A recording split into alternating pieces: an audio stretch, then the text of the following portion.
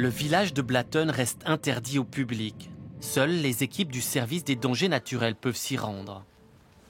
Le géologue cantonal Raphaël Mayora et son collègue Guillaume Favre-Bull nous servent de guide. Pour la première fois, une caméra les accompagne sur place. La zone est dangereuse. S'il y avait un événement majeur, là, le risque qu'on aurait, c'est une vague du lac qui pourrait arriver jusqu'ici. Mais sinon, on est bien. On oublie un petit peu à quel point c'est grand, à quel point c'est énorme. On ne voit même pas le sommet de la montagne. Là, c'est 1800 mètres dénivelé depuis le petit Nestor. Donc c'est une chute absolument incroyable. C'est vraiment rasé à ras, comme ça. Il ne reste rien. Une partie du village demeure sous les eaux. Le reste est rayé de la carte. Le temps semble comme figé, arrêté au 28 mai, le jour où la montagne s'est effondrée. Les habitants ont dû tout abandonner derrière eux. De voir la hauteur du dépôt comparé à la vallée qu'il y avait avant, c'est assez fort. Personnellement, je cache mon émotion. C'est plutôt dur. Ouais, ça rappelle quand même des moments difficiles, des décisions extrêmes, après de voir que le village a été détruit. Ça, c'est la réalité. On peut se consoler d'avoir fait une bonne gestion, mais ça reste quand même très triste de voir le village comme ça. Ouais. Si les habitants ont pu être évacués à temps, ce n'est pas le fruit du hasard. Depuis des années, les équipes du géologue cantonal se préparent à ce genre de catastrophe.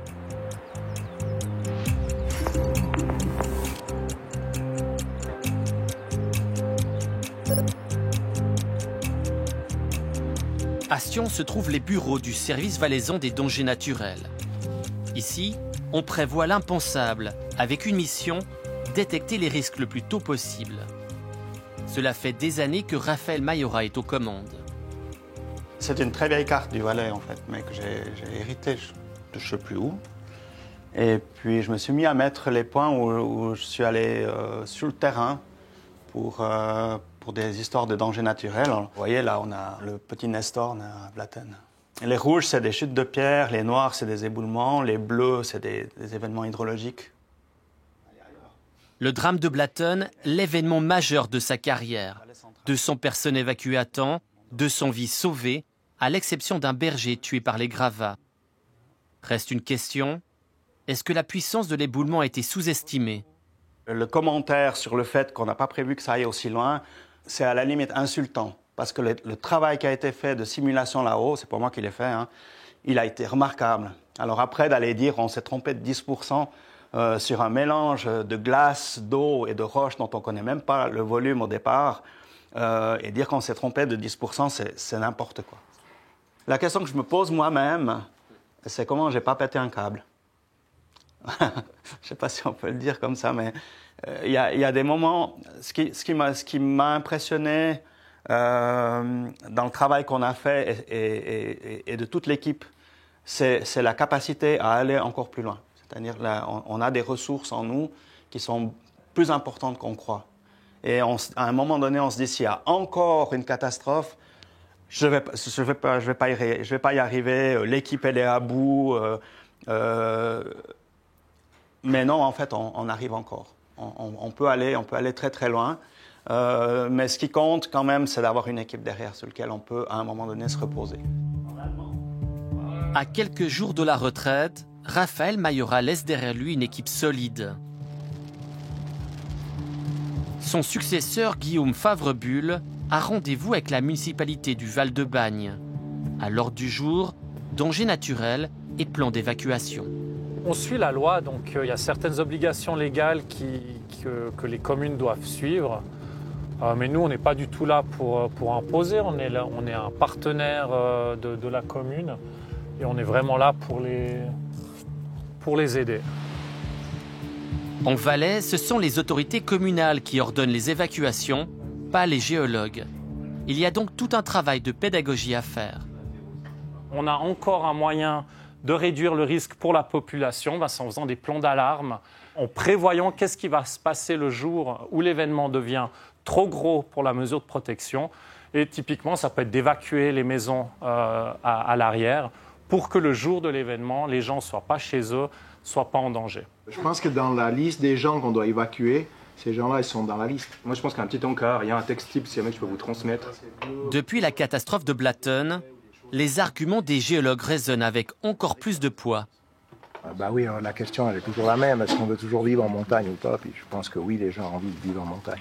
Blatten, c'est une piqûre de rappel. Oui, là, c'est plus qu'une piqûre de rappel. Non, Blatten, c'est une catastrophe. Non, on ne peut pas comparer les deux choses. Ça touche beaucoup de gens, mais ça montre que la montagne, ben voilà, elle a tout le temps bougé. Je veux dire, c'est là, ça tombe sur un village. Mais sûrement qu'en fond de vallée, c'est pas la première fois que la montagne tombe. Mais là, c'est vrai que c'est quelque chose d'impressionnant. Pour la commune, ce sont des millions de francs investis dans des ouvrages de protection et des systèmes d'alarme. Dans le Lötschental, Benedikt Yagi patrouille au-dessus de Blatten. Ce guide de montagne travaille à temps partiel comme observateur des dangers naturels.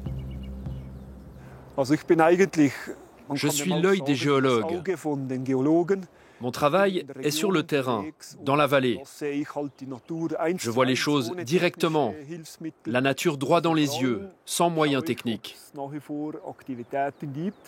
Ici, j'observe l'activité sur les sommets, mais aussi en contrebas. Il est important de suivre la situation lors de pluies et de tempêtes, vérifier l'absence de lave torrentielle et contrôler la rivière.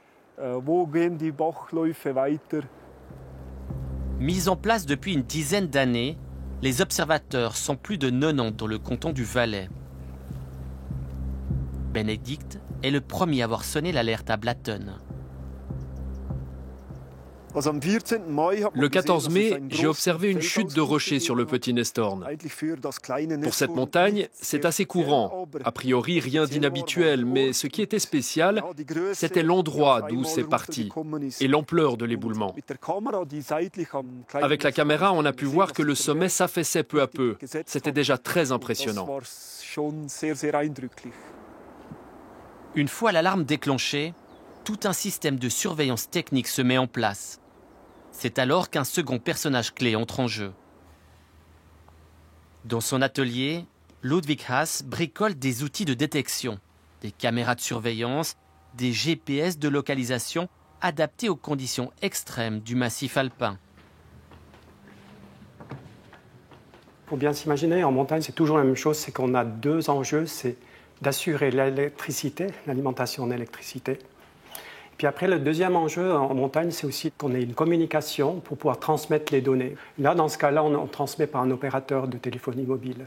L'utilité d'un GPS, c'est vraiment pour évaluer s'il y a un mouvement horizontal ou vertical dans une zone. Ça peut être un sommet, ça peut être un glacier rocheux, ça peut être passablement autre chose comme ça. À Blatten, Ludwig a installé plusieurs GPS et caméras. Un travail à haut risque. Moins d'1 heure avant l'effondrement, il a placé un système au bord du village. Un appareil pulvérisé, Ludwig a pu quitter la zone juste à temps. Le risque en lui-même fait partie de mon métier. Donc l'intention en elle-même, lorsqu'on intervient, c'est déjà de le diminuer au maximum.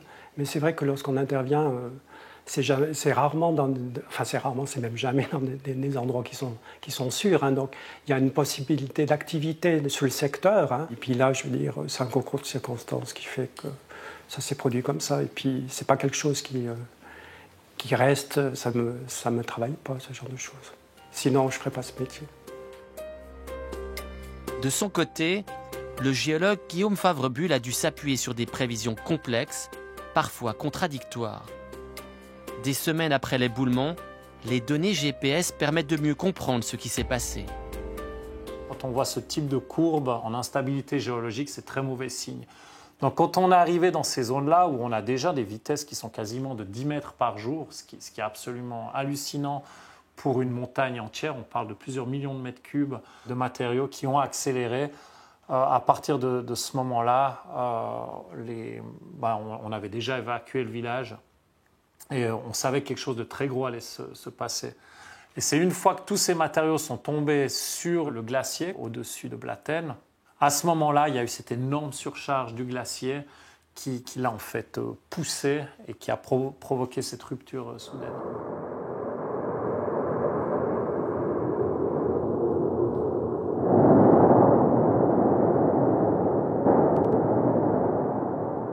Notre métier, finalement, c'est de ne pas devoir compter sur la chance, pas trop compter sur la chance. Et je crois que si chacun fait son travail de cette manière-là, la prise de risque, on n'y pense pas. On analyse les phénomènes naturels. Blatten, c'est quelque chose d'unique. Ce scénario était toujours proposé par les experts. On était là, OK, on le garde et on a pris les mesures et nos décisions toujours avec en tête ce scénario-là. Mais c'était clairement le scénario du pire parmi toute l'autre panoplie de scénarios qu'on avait à ce moment-là. 4 mois après le drame de Blatten, les équipes du service des dangers naturels retournent régulièrement inspecter la zone. Sur la droite du Lötschental, le petit Nestorn, la montagne qui menace toujours la vallée. Des rochers continuent de tomber. Tu montes cette arête maintenant en tenant légèrement à droite de l'arête. Là, le mur de glace, il n'a pas bougé, donc avant, le glacier était à cette hauteur. Ouais. Et donc toute cette partie-là, elle est toute fraîche avec plein de blocs très instables. Vous voyez, il y a encore plein de fissures ici derrière. Tout ça, ça va encore tomber gentiment, ça va peut-être prendre quelques années. Après, en haut, on arrive dans les granites, là. Voilà. Tout au sommet, il y a des secteurs qui bougent jusqu'à 1 décimètre par jour. Et puis en haut, vous voyez à l'horizon, là, les GPS qui ont été installés. Tout à fait le même type que celui qu'on a installé qui nous a montré les grandes vitesses de déplacement. Ce que tu vois devant toi, c'est des alternances qu'on appelle d'amphibolite et de gneiss. Configuration plutôt défavorable en termes de stabilité. Puis derrière le bitchon de ces granites, ça c'est quand même beaucoup plus massif. Même quand en surface, on n'y pense pas forcément. C'est tout fondu là, hein. Ouais. Dans cette zone se trouvait un immense glacier. Sous le poids des gravats, le glacier du Birch a cédé d'un coup, puis a glissé comme sur un toboggan en direction du village de Blatten.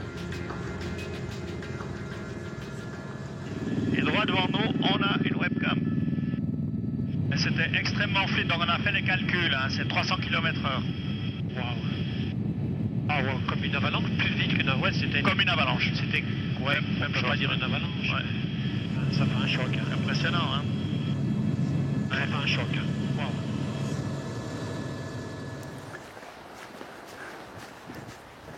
À Blatten, il ne reste plus que cette rue. Les gravats ont formé un barrage, un lac submerge les rares maisons encore intactes. Des millions de mètres cubes de glace et de roches recouvrent le centre du village. Il ne reste rien de l'église, des hôtels et des bâtiments historiques. Il y a un petit lac derrière, d'ailleurs, dans la petite gorge ici derrière.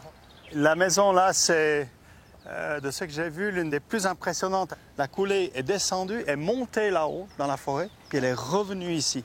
Et c'est en redescendant de ce côté-là qu'elle a vraiment été transportée en une masse comme ça, sans se briser complètement. Bien sûr, elle est toute cassée, toute maillée, mais c'est vraiment impressionnant. Il y a 20 ans, faute de moyens de détection et d'alerte, les habitants n'auraient probablement pas été évacués. La catastrophe aurait pu être bien pire. La seule chose qui est, pour moi, personnellement, un échec, entre guillemets, c'est le fait de ne pas avoir laissé suffisamment de temps aux gens pour se préparer, pour évacuer. Mais nous, on regarde les éléments et c'est la dernière chose qu'on fait, c'est l'évacuation. Donc on pousse jusqu'au dernier bout, puis qu'on dit, voilà, il n'y a pas d'autre choix, il faut évacuer. On est dans un état de stress, on dit, il faut le faire tout de suite. C'est la seule chose, si je devais le refaire, que je regrette. Dans la vallée, les habitants espèrent un jour pouvoir revenir et reconstruire leur village. Les géologues ont encore bien du travail d'ici là.